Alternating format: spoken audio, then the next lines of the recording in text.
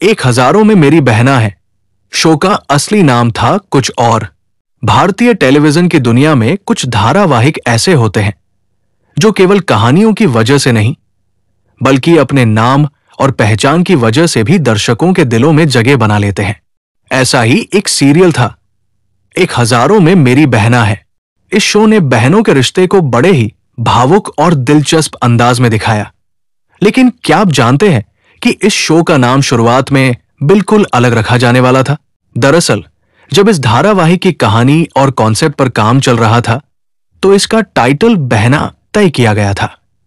Makers और channel ने सोचा था कि यह नाम शो की थीम के हिसाब से सही रहेगा, क्योंकि कहानी दो बहनों और उनके रिश्ते के इर्द गिर्द घूमती थी।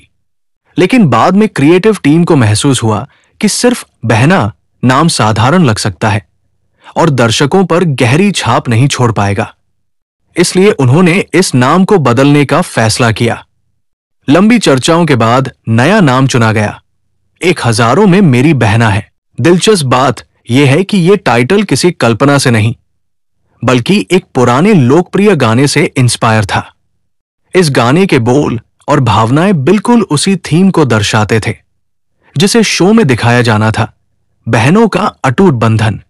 नाम बदलने का यह फैसला शो के लिए गेम चेंजर साबित हुआ।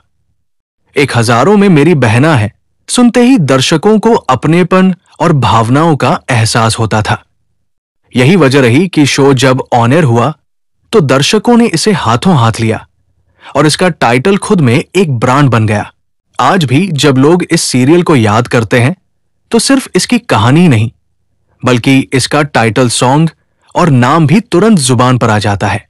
कई दर्शकों ने तो अपनी बहनों को प्यार से यही कहकर पुकारना भी शुरू कर दिया था, मेरी हजारों में एक बहना।